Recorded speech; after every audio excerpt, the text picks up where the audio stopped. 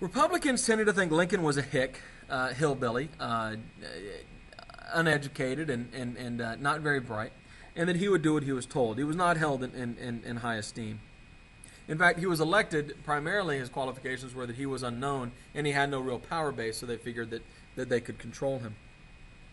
Lincoln created a coalition cabinet of different parts of the Republican Party, meaning that he took leaders from different points of view in the Republican Party and made his cabinet, which is why one of the recent books about him is called Team of Rivals. Lincoln ignored the Constitution. Lincoln is probably the least constitutional president in American history. In fact, he would say about the Constitution, it is foolish to lose the whole by being afraid to disregard a part, meaning that if following the Constitution means losing the country, the South succeeding, then I should ignore the Constitution. And he did frequently. He sent troops into war without a declaration of war. Now, he did this through the amazing mental gymnastics of claiming that the South had not seceded, therefore they were still part of the United States, yet they were an enemy and would have to petition to be readmitted into the Union after the war was over. So when he wanted them to be, the South was still part of the United States. When he didn't want them to be, the South was its own separate entity.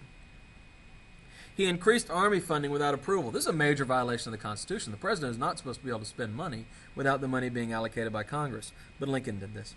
He blockaded the South.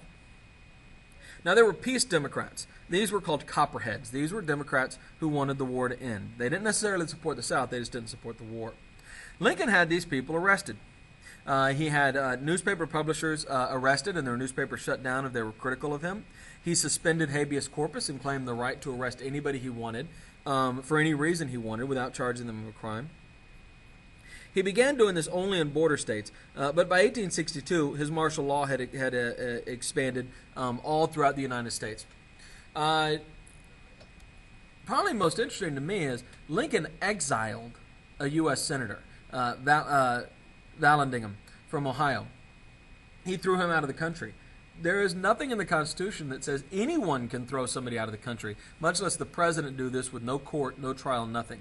Lincoln was a dictator, in effect, which, as my students know, I don't like him. This is part of the reason. And he wasn't popular. In 1862, the Republicans lost badly in the congressional elections. And in 1864, Lincoln is terrified that he won't win re-election, which, of course, would mean the war would end. And so he creates a unity ticket. In 1864, Lincoln actually doesn't run as a Republican. He runs for the Union Party, which means he's a Republican, and his vice presidential candidate is a Democrat, Andrew Johnson of Tennessee. The Democrats run George B. McClellan. We'll talk a lot more about him later. He's a former general who had been kind of jerked around by Lincoln. On a truce platform, McClellan says, elect me and I'll end the war right away. Lincoln is looking like he'll lose. And in fact, it is only a couple of major positive turns in the war in 1864, particularly William Tecumseh Sherman taking Atlanta, that allow Lincoln to win this election. And he does end up winning it easily. But he only wins it because after Sherman takes Atlanta, Northerners figure the war is almost over anyway, so why vote for a truce candidate when you can have a victory in a war? If military events had gone the other way, though, Lincoln certainly would have lost in 1864. The Republicans were united on the war and economics, but they were split badly on slavery. The radical Republicans, led by Thaddeus Stevens, who probably is really what most people think Lincoln is, a guy who actually wanted to free the slaves, a Pennsylvania senator, and Charles Sumner of Massachusetts wanted abolition. They wanted slavery ended right away. Conservative Republicans, which Lincoln was one, wanted to simply stop the spread of slavery. In 1861, the Confiscation Act allowed the U.S. Army to take the slaves of insurrectionists, meaning if you were in rebellion, the government could seize your slaves from you. Slavery is abolished by Congress, not by Lincoln, in D.C. and the Western Territories in 1862, although the owners are given money for the slaves that are taken from them. And in July of 1862, Congress allows free slaves to be soldiers.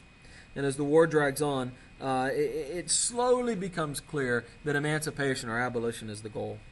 The radicals begin to gain more and more power in Congress, and Lincoln, in order to work with Congress, is forced to move more and more towards an abolitionist policy.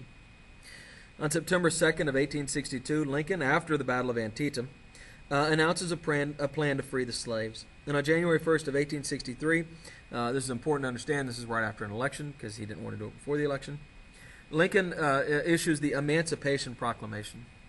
Now, the proclamation does nothing at all except make it clear that abolition was the goal. Because what the proclamation says is that any slave in a part of the country that is currently in rebellion is now free. Well, Lincoln has no ability or authority to free those slaves. Saying that slaves in Georgia are free when you don't control Georgia doesn't mean anything. The Emancipation Proclamation freed absolutely nobody. And there were lots of slaves under territory Lincoln did control that he could have freed. Kentucky, Delaware, Maryland, Missouri all come to mind. But Lincoln did not free those slaves. But it did make it clear that if the North won the war, the slaves would be free. That's the importance of the Emancipation Proclamation. In 1865, shortly before his death, Lincoln will push through, or actually Lincoln won't, the radical Republicans will push through the 13th Amendment, which ends slavery for good.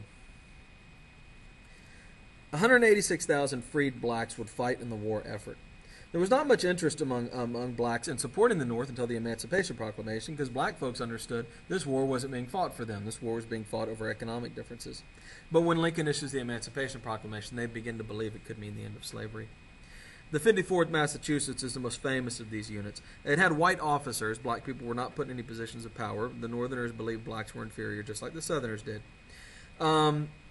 But it was actually served in combat at Fort Wagner, particularly, quite nobly. There's a pretty good historical movie called Glory. If you're interested in this, you might check out. Most black units weren't allowed to fight. They did menial jobs. They dug ditches. They transported material and men. Although even despite of this, they still had a higher mortality rate than whites. They were more likely to get sick or to get bad food or something and die that way than whites. And they were only paid a third of what whites were paid. And probably most disturbing, if a white guy was captured by the South, he would be a prisoner of war and they would negotiate for his release. If a black soldier was captured by the South, he would be immediately killed. Of course, as always happens in war, women have to step in and do the jobs that are normally associated with men. Jobs like teacher, sales clerk, office worker, mill and factory hands. Women stepped into these jobs. And some of them they never gave up. Teacher, particularly, is a job that had been a male job but became a female job in the Civil War. Nursing is the most important, though. Dorothea Dix, remember the lady who reformed prisons, will organize women as nurses for the war. Men didn't like this. They didn't think women should be in a place where men were bedridden and not fully dressed. But it was necessary, and so it happened. It was presented as an application of maternal instincts, just like your mom took care of you when you were a sick little boy. Now that you're an injured Civil War soldier, a motherly figure is going to come take care of you. Susan B. Anthony and Elizabeth Cady Stanton will use this to argue for women's rights. And this will actually open up two major careers, like I said, nursing and teaching, as realistic possibilities for women to support themselves and be a significant step forward for women in America.